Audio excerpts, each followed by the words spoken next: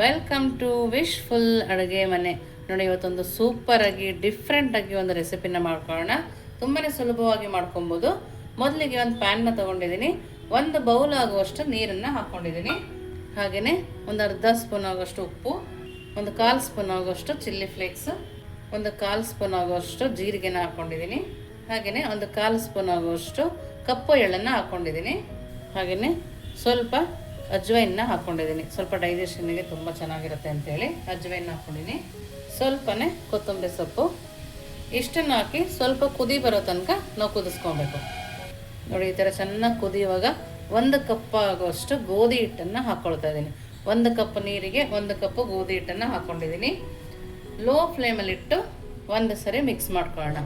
ಮನೇಲಿ ಯಾವ್ಯಾವ ವಸ್ತು ಇದೆಯೋ ಅದರಲ್ಲೇ ನಾವು ಮಾಡ್ಕೊಬೋದು.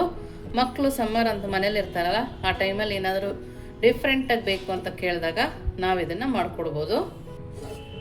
ನೋಡಿ, ಈ ಥರ ನೀಟಾಗಿ ಕಲಿಸ್ಕೊಂಡು ನಾವೀಗ ಸ್ಟವನ್ನು ಆಫ್ ಮಾಡ್ಕೊಬೇಡ.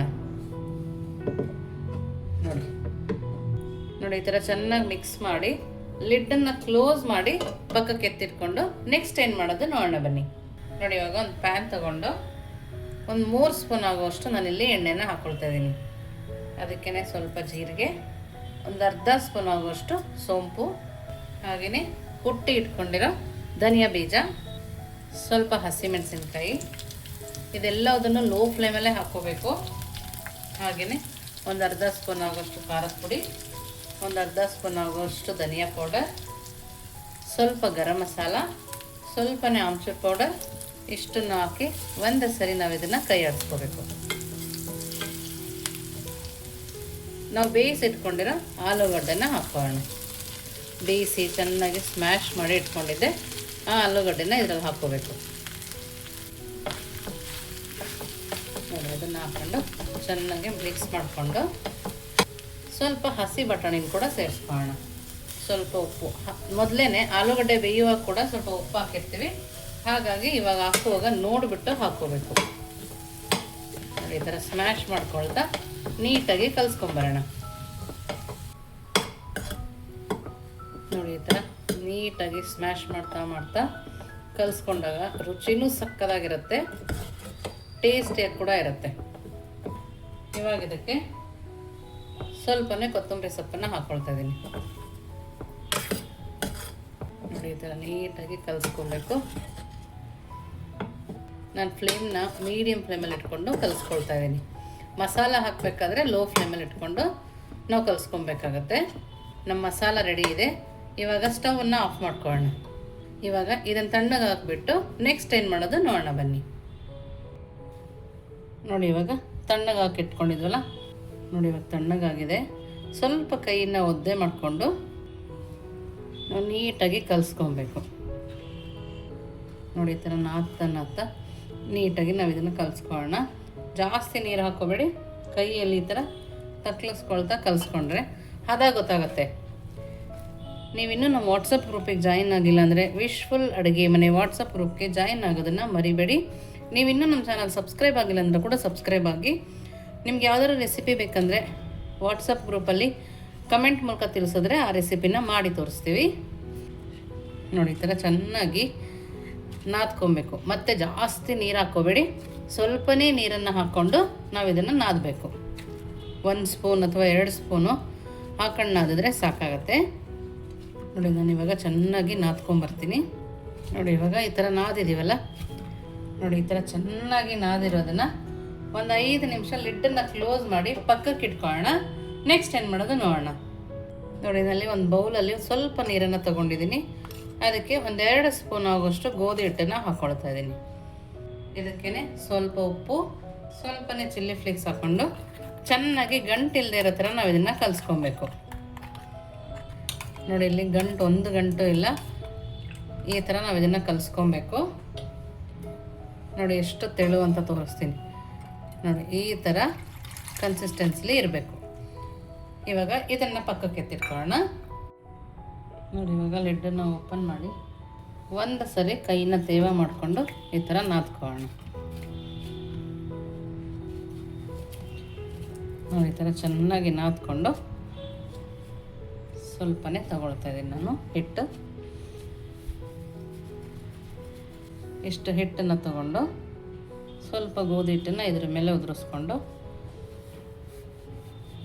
ಮೀಡಿಯಮಾಗಿ ಇದನ್ನು ಲಟ್ಟಿಸ್ಕೊಳ್ಳೋಣ. ನೋಡಿ ಈ ಥರ ಲಟ್ಟಿಸ್ಕೊಂಡು ಇವಾಗ ಈ ಥರದೊಂದು ಬೌಲ್ನ ತಗೊಂಡು ಕಟ್ ಮಾಡ್ಕೊಳ್ಳೋಣ. ನೋಡಿ ಈ ಥರ ನೋಡ್ತಾ ಇದ್ದೀರಲ್ಲ, ಈ ಥರ ಮಾಡ್ಕೊಬೇಕು. ಇಷ್ಟು ತೆಳುವಿದ್ರೆ ಸಾಕಾಗತ್ತೆ. ನಾವು ಈ ಥರ ಮಾಡ್ಕೊಂಡು ಎಲ್ಲದನ್ನು ಪಕ್ಕಕ್ಕೆ ಎತ್ತಿಟ್ಕೋಬೋದು. ನೋಡಿ ಈ ಥರ ರೆಡಿ ಮಾಡ್ಕೊಳ್ತೀನಿ. ನೋಡಿ ಎಲ್ಲವುದು ಮಾಡಿ ರೆಡಿ ಇದೆ. ಇವಾಗ ಇದಕ್ಕೆ ಒಂದು ಸ್ಪೂನ್ ಆಗುವಷ್ಟು ಸ್ಟಫಿಂಗ್ನ ಹಾಕೋಣ. ನೋಡಿ ಈ ಥರ ಕವರ್ ಆಗಬೇಕು, ಆ ಥರ ನಾವಿಲ್ಲಿ ಸ್ಟಫಿಂಗ್ನ ರೆಡಿ ಮಾಡ್ಕೊಂಡಿರೋದು. ನೋಡ್ತಾ ಇದ್ದೀರಲ್ಲ ಎಷ್ಟು ಸಕ್ಕದಾಗಿ ಬರ್ತಾಯಿದೆ ಅಂತೇಳಿ. ನಿಮಗೆ ಯಾವ ಶೇಪ್ ಬೇಕೋ ಆ ಶೇಪಲ್ಲಿ ನೀವು ಇದನ್ನು ಮಾಡ್ಕೋಬೋದು. ನೋಡಿ ಎಲ್ಲದನ್ನು ಅದೇ ಥರ ರೆಡಿ ಮಾಡ್ಕೊಳ್ಳೋಣ. ನೋಡಿ ಇನ್ನೊಂದು ಕೂಡ ಹಾಕೋದನ್ನು ತೋರಿಸ್ತೀನಿ. ನೀಟಾಗಿ ಫೋಲ್ಡ್ ಮಾಡ್ಕೋಬೇಕು. ಯಾವಾಗಲೂ ಅದೇ ಥರ ಪರಾಟ ಚಪಾತಿ ಮಾಡಿಕೊಟ್ಟು ಬೇಜಾರಾದಾಗ ಈ ಥರ ಡಿಫ್ರೆಂಟಾಗಿ ಮಾಡಿಕೊಟ್ರೆ ಮಕ್ಕಳಿಗೂ ಇಷ್ಟ ಆಗುತ್ತೆ. ನೋಡಿ ನಾನೆಲ್ಲದನ್ನು ಮಾಡ್ಕೊಂಬರ್ತೀನಿ. ನೋಡಿ ಎಲ್ಲದನ್ನು ಇದೇ ಥರ ರೆಡಿ ಮಾಡ್ಕೊಂಡಿದ್ದೀನಿ. ನೋಡಿ ನೀಟಾಗಿ ಕ್ಲೋಸ್ ಮಾಡ್ಕೋಬೇಕು. ನೋಡಿ ಎಲ್ಲ ನೀಟಾಗಿ ರೆಡಿಯಾಗಿದೆಯಲ್ಲ. ಇವಾಗ ಇದನ್ನು ನೋಡಿ ನಾವು ಮೊದಲೇ ಗೋಧಿ ಹಿಟ್ಟಿನ ನೀರು ಮಾಡ್ಕೊಂಡ್ವಲ್ಲ ಅದರೊಳಗಡೆ ಸ್ವಲ್ಪ ಡಿಪ್ ಮಾಡಿ ಇವಾಗ ಮೊದಲೇ ಬಾಣಲೆಯಲ್ಲಿ ಎಣ್ಣೆ ಕಾಯ್ಕಿಟ್ಕೊಂಡಿದ್ದೆ. ಆ ಎಣ್ಣೆ ಒಳಗಡೆ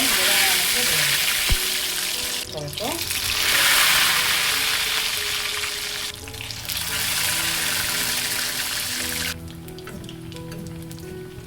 ನೋಡಿ ಒಂದೇ ಸರಿ ಹಾಕಿ ಸಡನ್ನಾಗಿ ಕೈ ತಿರುಗಿಸ್ಕೋಬಾರ್ದು, ನಿಧಾನಕ್ಕೇ ನಾವು ಇದನ್ನು ಕೈ ಆಡಿಸ್ಕೋಬೇಕು. ನೋಡೋಕ್ಕೆ ಎಷ್ಟು ಚೆನ್ನಾಗಿ ಕಾಣಿಸ್ತದೆ ಅಲ್ಲ. ಖಾರ ಕರ್ಜಿಕಾಯಿ ಅಂದರೂ ತಪ್ಪಿಲ್ಲ, ಅಷ್ಟು ಚೆನ್ನಾಗಿರುತ್ತೆ. ನಾನು ಇದನ್ನು ಮೀಡಿಯಮ್ ಫ್ಲೇಮಲ್ಲಿ ಇಟ್ಕೊಂಡೆ ಬೇಯಿಸ್ಕೊಳ್ತೀನಿ. ನೋಡಿ ಎರಡೂ ಕಡೆ ತಿರುಗಿಸ್ತಾ ಮೀಡಿಯಮ್ ಫ್ಲೇಮಲ್ಲಿ ಇದನ್ನು ಬೇಯಿಸ್ಕೊಂಬರ್ಬೇಕು.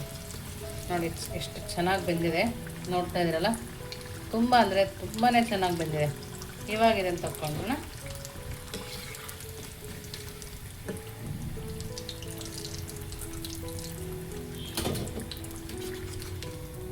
ನೋಡಿ ಈಗ ಮಿಕ್ಕಿದ್ದೆಲ್ಲ ಅದನ್ನು ಅದೇ ಥರ ಬೇಯಿಸ್ಕೊಂಡು ಬರ್ತೀನಿ. ನಮ್ಮದೆಲ್ಲ ಗರಿ ಗರಿ ಆಲೂ ರೆಸಿಪಿ ರೆಡಿಯಾಗಿದೆ. ನೋಡ್ತಿರ್ಬೋದು ಎಷ್ಟು ಕ್ರಿಸ್ಪಿಯಾಗಿದೆ ಅಂತ. ನೋಡಿ ತುಂಬಾ ಕ್ರಿಸ್ಪಿಯಾಗಿ ತುಂಬಾ ಸಕ್ಕತ್ತಾಗಿರುತ್ತೆ.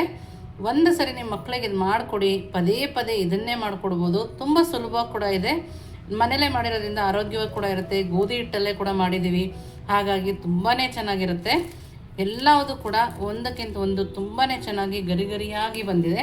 ನಿಮಗೆ ತೋರಿಸ್ತೀನಿ ನೋಡಿ ಎಷ್ಟು ಸಾಫ್ಟಾಗಿದೆ ಅಂತ. ನೋಡಿ ಒಳಗಡೆ ಕೂಡ ಆಲೂಗಡ್ಡೆ ಕರೆಕ್ಟಾಗಿ ಬೆಂದಿದೆ, ತುಂಬ ಸಾಫ್ಟಾಗಿದೆ. ಮೇಲೆ ಗರಿ ಗರಿಯಾಗಿ ಒಳಗಡೆ ಸಾಫ್ಟಾಗಿ ತುಂಬಾ ಚೆನ್ನಾಗಿ ಬಂದಿದೆ. ಟೇಸ್ಟ್ ಅಂತೂ ಅದ್ಭುತವಾಗಿರುತ್ತೆ. ತುಂಬ ಅಂದರೆ ತುಂಬಾ ಚೆನ್ನಾಗಿದೆ. ಖಂಡಿತವಾಗ್ಲೂ ನೀವೊಂದ್ಸರಿ ಮಾಡಿ ಹೇಗೆ ಬಂತು ಅಂತ ವಿಶ್ಫುಲ್ ಅಡುಗೆ ಮನೆಗೆ ಕಮೆಂಟ್ ಮೂಲಕ ತಿಳಿಸೋದನ್ನು ಮರಿಬೇಡಿ. ನೀವಿನ್ನೂ ನಮ್ಮ ಚಾನಲ್ ಲೈಕ್ ಮಾಡಿದ್ರೆ ಲೈಕ್ ಮಾಡಿ, ಶೇರ್ ಮಾಡಿ, ಸಬ್ಸ್ಕ್ರೈಬ್ ಮಾಡಿ. ವಿಶ್ಫುಲ್ ಅಡುಗೆ ಮನೆಗೆ ಥ್ಯಾಂಕ್ ಯು.